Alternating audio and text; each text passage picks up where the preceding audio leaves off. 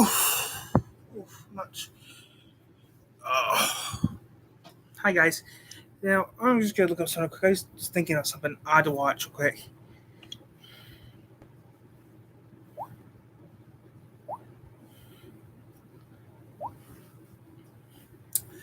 It's nice and it's just a little hot in here, so I have the fan on right now behind me off camera.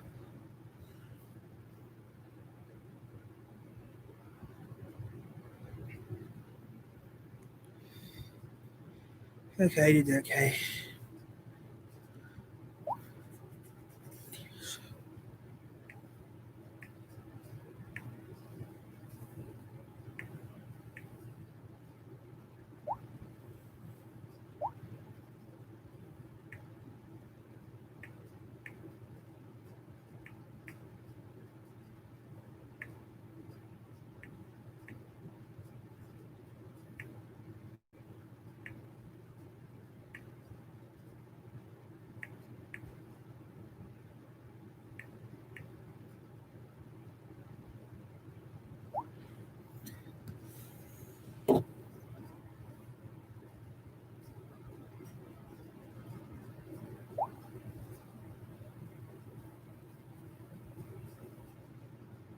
Everyone has stuff they don't use. Give those things a new life. Download Mercari and we'll help you declutter. Just like that. Yeah. Other stuff I got. So I'm gonna watch something I haven't seen before yet. Missing Stuff. Basically what that Missing Stuff is called. Missing shows. Pilots. Hi, I'm Johnny Quasar. This is my robot dog, Gunner. Johnny Quasar. Every single show in existence has a pilot episode. There has to be a beginning somewhere, and the pilot is the testing grounds for a network to see if a show is popular enough to give the green light for a full production. Often it's just the first official episode in the series, but for a few shows that we know today, there actually exists alternate versions of their pilot episodes that are lost or partially lost. So today, we're going over 10 lost or missing pilots from popular kid shows. Actually, I have seen one of these pilot shows, actually. The Adventures of Sonic the Hedgehog. I found the pilot. In the 90s, two separate Sonic the Hedgehog cartoons were released. One regarded as good, and the other as not so much. As you might suspect, we're going to be looking at the one that's not so good. I've seen the pilot. The Adventures of Sonic the Hedgehog was the more comedic and wacky of the two shows, while the other was more serious and adventurous. Adventures was only able to last for one season, with a total of 65 episodes. However, in 1992, a full year before the series aired, a pilot was produced in order to sell the show. Seen it. Unlike the full series, this pilot was produced in-house in America rather than being outsourced to Asia. This resulted in the pilot featuring better quality animation than the final version. Since the pilot was only meant to be used for pitching purposes, it was never released to the public, and to this day remains mostly lost. Mostly because a bit of it actually appears in the official series. In the episode Untouchable Sonic, the two robots Scratch and Grounder can be seen watching a clip of the pilot on TV. Additionally, a clip of Dr. Robotnik being smashed on the head by an anvil from the pilot is featured in the end credits of the show. A few clips of the pilot have also made their way into a few commercials, one being a 1994 commercial for Fox 39 Kids Club, and the other being a 2008 commercial for the DS title Sonic Chronicles: The Dark Brotherhood. The world of Sonic is much broader and richer than Can't come to the door. A lot of folks that are, of course, fans of the comics and TV shows, and they know that there's a lot there. I've seen the TV shows. For us actually to look at this huge bunch of stuff. You ever seen the game of Sonic? In March of 2009, a 7-minute version of the full pilot was uploaded to YouTube with permission of animator and storyboarder Milton Knight. Yep, seen it. Tyrant Dr. Robotnik Seen the pilot. Pilot's pretty good. The planet Mobius. All that stands in his way is the fastest freedom fighter who ever lived, Sonic the Hedgehog. Fine, grand. What a tightwad. It'll take more zeros to catch these heroes, Tails? Seen the show. That's right. It's alright. The first one who captures the sneaky pest can receive his own reward. Hooray! I want that hedgehog. There is no music or sound effects, and there's a time code throughout the video, indicating that this might be a rough cut of the final version. Jaleel White, the voice of Sonic in the series, does appear to play him in the pilot. However, Dr. Robotnik and Scratch are voiced by legendary voice actor Jim Cummings, as well as Tails being voiced by a different, unknown actor. Ooh. Thomas the Tank Engine. in Friends. You'd be hard-pressed to find anyone who has never seen or heard of Thomas the Tank Yeah. Engine. The friendly train has been chugging along non-stop since his first book appearance in 1946, to this day, 70 where he still years. remains a huge icon thanks to his ongoing TV show. The series premiered in 1984. However, there are reports of a lost pilot being produced at some point in the early 80s, the exact year being unknown.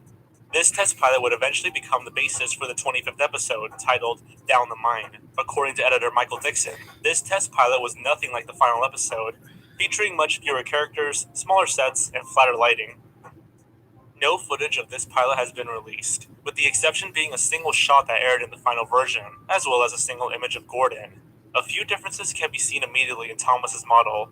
His design appears to be much more simplistic than the model used in the final version. The standalone image of Gordon was shown off in an interview by Starter Island fansite, and showed off a similar simplistic design.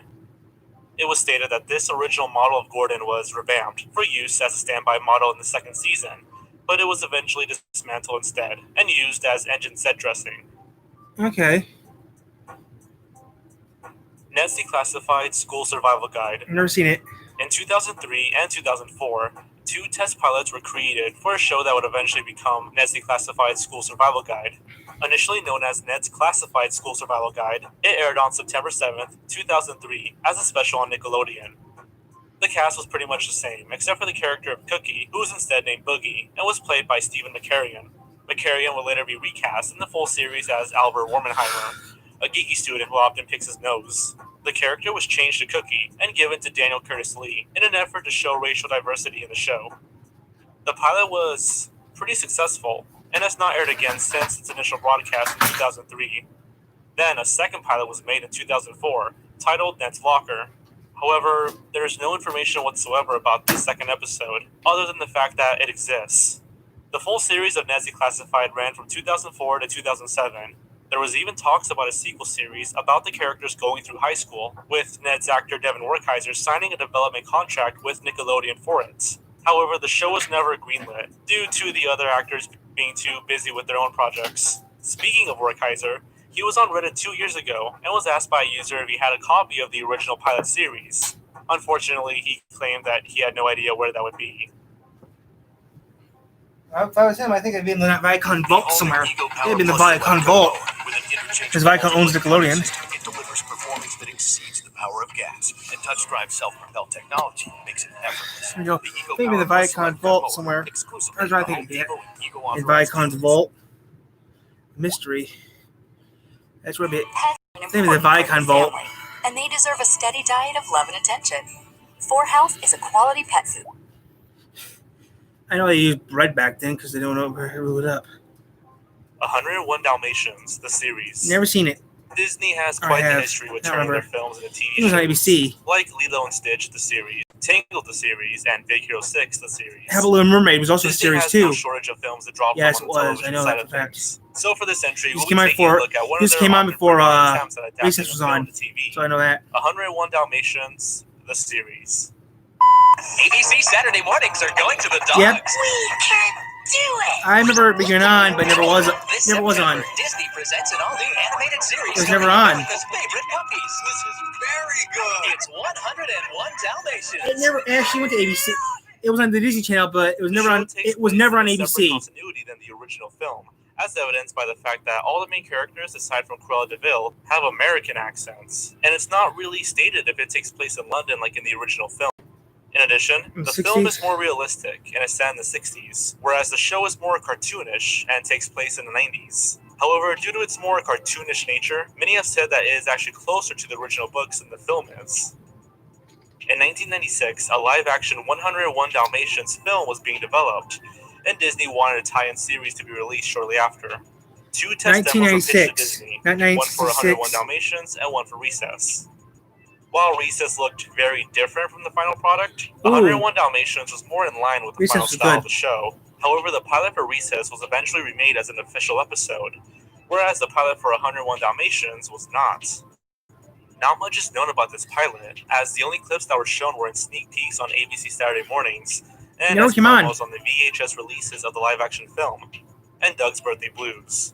One interesting tidbit that we can see in these clips is an artist drawing a removed character named Penny. Nothing is known about this character, but her design seems more detailed than the other characters, and may indicate that there were plans to have the series feature an art style closer to the original film at one point. Never happened. The Powerpuff Girls. The Powerpuff Girls have a bit of interesting history when it comes to the period of time before the show was officially released. For instance, did you know that the original working title for the show was going to be The Whoop-Ass Girls? Sugar, spice, and everything nice. These were the ingredients Yeah, I chosen remember that. to create the perfect little girl. But Professor Utonium accidentally added a can of whoop-ass to the concoction. Whoop-Ass is actually a sauce. A hot sauce. The original Powerpuff Girls short was titled Whoop-Ass Stew, A Sticky Situation, and was made by Craig McCracken while he was still at CalArts. Once he sent it to Cartoon Network, the title was, of course, changed to make it a bit more kid-friendly. So, there you have it, a little bit of interesting history for you, but for this entry, we'll be looking at the 2016 reboot of the Powerpuff Girls. There is very, very, very little known about their pilot episode. It is thought to have been developed shortly after the release of the CGI special Dance Pants Sid, however you pronounce that, released in 2014, as Cartoon Network has been considering reviving the series for quite a while. If you're familiar at all with the reception, then you're aware that one of the biggest criticisms is the use of different voice actors for Blossom, Buttercup, and Bubbles, even though Tom Kenny and Roger L. Jackson were brought back as the mayor and Mojo Jojo respectively. However, if this pilot does Tom Kenny was exist, also on then it Nickelodeon. appears that Cartoon Network did consider using the original voice actors at one point. During an interview with the media site Otakus and Geeks, E.G. Daily, the voice of Buttercup, discussed the existence of this pilot. This is the first and only time its existence has been mentioned. She explained that herself, Tara Strong, and Kathy Cavadini recorded a pilot episode of the series, the 2016 one, with different currently unknown showrunners. However, when the current showrunners Nick Jennings and Bob Boyle were brought on board, they decided to replace the original voice actresses with new voices that were closer in age to the characters they were playing. There were many rumors circulating that Daly, Strong, and Cavadini were never contacted about the series, but it would appear that those claims are false. Back at the Barnyard. Never In seen it. 2006, Nickelodeon and Paramount Studios released their second all-CGI film, the first being Jimmy Neutron Boy Genius, in the form of Barnyard. Much like Jimmy Neutron, Seen Barnyard Barnyard was on not movie based theater. on any pre-existing franchise, and was instead somewhat of a test pitch to see how the audience would react to a full series. They didn't really like the film, as it currently sits on 22% on Rotten Tomatoes, with the general consensus being that it's unimaginative, unfunny, and utterly creepy. Get it? Barnyard was Despite sad. the negative Barnyard was reception too to the sad. film, it was given a spin-off series titled Back at the Barnyard. This featured largely the same cast, with the exception of the main character Otis, who was voiced by Kevin James in the film, now being voiced by Chris Hardwick in the series. Anyways, while the film was sort of a test pitch for the public, it turns out that there was a second one produced a full 6 years before the film was released, back in 2000. The pitch was made by DNA Productions, known for their work on Jimmy Neutron and that monkey that always introduces himself as Paul. The tagline for the series was, "What do animals do when the humans aren't watching?" The animation, as expected, is much lower quality, with the characters moving in very stilted and unnatural ways. And for a long time, it was rumored that this was an unaired pilot for the series, but in a tweet by the show director Todd Grimes, it was revealed that this was indeed just a test pitch. It was Mr. Mason, certain matters require discretion and finesse. It's the kind of thing you're good at. So, Dora the Explorer. In 2000, Nickelodeon unleashed one of their biggest cash cows in history, Dora the Explorer. It's one of the longest running Nick Jr. shows in history with 15 years under its belt. wow. Anyways, How while long Dora is the Explorer Arthur? initially aired in 2000, 2 unaired pilot episodes were made to sell the show in 1999. One was a simple test pilot, and the other was referred to as pilot episode. The latter of the two was completely lost. The lost pilot followed Dora and Boots on their journey to a giant cupcake, with many familiar faces from the full series appearing, such as Backpack, Swiper, and the map. Dora and Boots also had different designs, with Dora having a different clothing color scheme, and Boots' color scheme being slightly different as well. The test pilot, however, has been somewhat found, although the audio is still completely lost. It features Dora in her final design, but Boots looks Like completely different, shades. being much more fluffy and having a yellow color scheme. The clip features a rather stilted animation of Dora and Boots walking and just staring at the screen. It's honestly a little unnerving. It's kind of creepy. Snorks. Snorks, I remember seeing Snorks. That was In a good show. 1977, a Belgian businessman by the name of Freddy Monnickendam negotiated a contract between NBC, Hanna-Barbera, and an artist named Heyo, the creator of the Smurfs. This contract was pretty much about the creation of a Smurfs TV series, the very same one that we know of today. Heyo wanted the cartoon to be as faithful to the comics as possible, but Monnickendam wanted a more mainstream approach to the marketing. This resulted in many arguments, and eventually a legal dispute between the two of them due to the rights and money involved. After failing to acquire the rights to the Smurfs, Monnickendam searched for a new brand that could rival their success, and found what he was looking for with the Belgian cartoonist Nick Brocka with his project The Snorks. Monnickendam bought the rights, and they went into production with Hanna-Barbera to turn the Snorks into the next big worldwide phenomenon. Or so they had hoped. It turns out that the Snorks just weren't popular enough with the audiences, leading the show to last only 5 years. No, that's not Was it bad. because it was too I haven't similar shown to that the less. Was it because it looked like they had dicks on their heads? Who knows? What we do know, however, is that an initial pilot for the series was created by NBC before the series went into production, and is mostly lost to this day. The pilot was only 3 minutes long, and featured 2 unnamed Snorks who never made it to the final show. Other than that, there's not much else known. Only a few clips of it have ever been seen, when it was featured in a promotional spot during the NBC Saturday Morning Kids block, appearing alongside other shows like Alvin and the Chipmunks. Given the age of this pitch compared to the other ones on this list, it's very likely that this one will remain lost.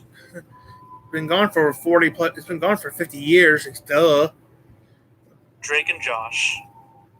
That show's In alright. 2004, Nickelodeon released their hit show Drake and Josh.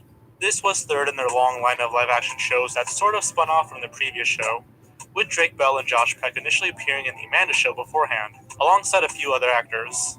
The trend continued, with Miranda Cosgrove going from Drake and Josh to iCarly, and then Jeanette McCurdy going from iCarly to Sammy Katz. Never seen In it. 2003, a pilot was made for the show before Nickelodeon officially greenlit production, and featured a few glaring differences from the final product. The plot is basically the same as the first episode. Drake and Josh's parents get married, and then they all move in together. Drake eventually learns that Josh writes an advice column called Miss Nancy, where he must dress up as a woman in order to actually be able to write. Perhaps the biggest difference is that Drake and Josh's father, Walter Nichols, is played by a completely different actor instead of Jonathan Goldstein. The identity of the actor is unknown, and he looks to be much older than Goldstein. In addition, the set of the living room is completely different from the final product, although the other sets appear to look the same as their final versions. A few other differences are Drake's hair being styled a bit differently, and the Miss Nancy outfit. The existence of the pilot was unknown until 2013, when creator Dan Schneider posted some screenshots of it onto his Twitter account. The entire pilot was on YouTube, but the video has been privatized and is no longer available to the public. Josh Nichols. Josh Peck, and I play Josh Nichols. He's very loving and like a good guy, but he's really geeky and kind of trips himself up. He's not like really concerned about what other people think. He just does what's fun for him and what makes him happy. I am Miss Nancy. His goofiness kind of works for him. What happened? Snake! Other than the few short clips that are included in the promo, there is no other information available on the pilot, and neither Nickelodeon or Dan Schneider have released any sort of comment on it, or even really acknowledged its existence. It's theorized that the shot of the two playing tennis in the opening credits originates from the lost pilot.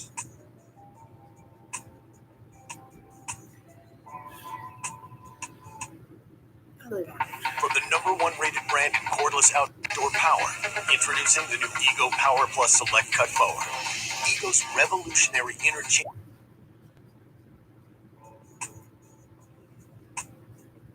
Blue's Clues. For many children born in the 90s, Blue's Clues is one of the first TV shows they were exposed to. Yep, The program was 1996 to revolutionary as it 2006. presented its educational It was reopened content in a more recently. narrative format, as opposed to the magazine style presented by many children's shows before it. With this being a new, unexplored format in early childhood television, Blue's Clues naturally spent many years in development before it was released to the public. The show officially aired in 1996, but the initial pilot was actually meant to be released a year before, in 1995. The show was initially titled Blue's Prince, probably changed to Blue's Clues because it just rolls off the tongue better, and was only shown to a small test group of preschoolers. According to several reports, the preschoolers just ate it up, and the potential of the series was almost immediately realized. And also, tapes were orange. Made to the show. Back then, all all Nickelodeon cartoons were orange tapes. Which begs the question, which why is was weird. it called Blue's Prince? Well, then they later changed it to Mr. Blue, and then eventually to just Blue, the dog we know today. A few smaller details were changed as well, such as Mr. Saw initially having a Brooklyn accent before it was changed to French. Here's the secret behind saying that Mr. Salt was originally not French. Oh, The original Mr. Salt sounded something like that. And Steve having a red shirt instead of his trademark green striped shirt. A test audience of kids made the final casting call. Can you help me today? What did you say? Young Steve Burns would be their boy. After the show was released, the original pilot was never shown again, nor was it talked about until 10 years later in 2006, when Nickelodeon released a 10-year anniversary special that went over the history of the series. A few brief clips of Blue's Prince were shown, while crew members talked over them and relayed their experience with it. Unfortunately, this is the only footage of the pilot we have available. When asked if the full pilot would be released, Nickelodeon stated that it was unlikely, as they felt it was far too different from the rest of the series. Okay. Well, there's rumors that Steve Burns has the original pilot, so who knows? Maybe Steve Burns will release it one of these days.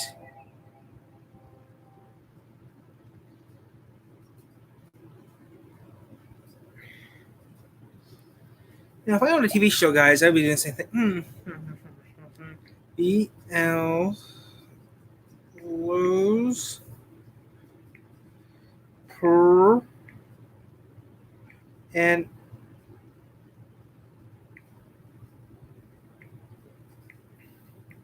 night 1990. Bingo! People don't know Chef. 1995.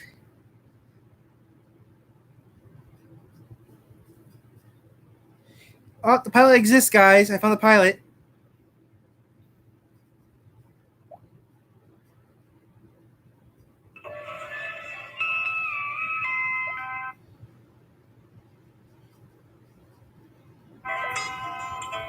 Found the pilot. Hi out there, it's me, Steve. Have you seen Blue, my puppy? Okay, the house definitely has changed. There are myths and legends that exist right beneath our feet. They're real. It's time to believe. I exist, guys.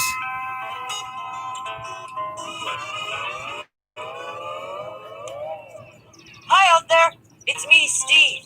I'm so glad for you to come on over. Come on in.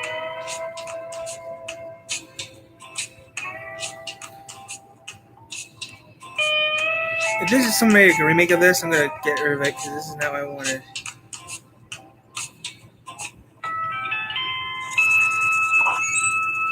Hi, come on in. I'm Nope. so glad you're here. I'm having reading time, and you're just in time. Not watching that. I wanted to see the blue.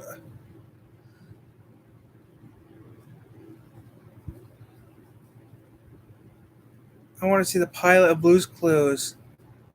And if it's like the pilot, then I don't want to see it.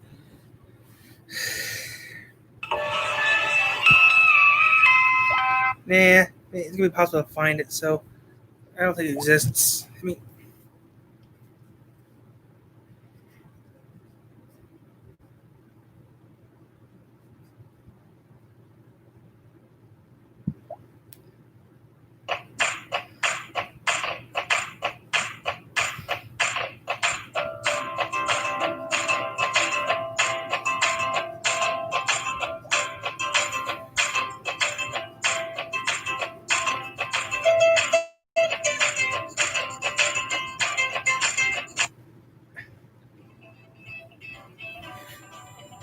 For 7 years, actor Steve Burns hosted Nickelodeon's Blue's Clues. The hit kids show made them feel like they were playing along at home.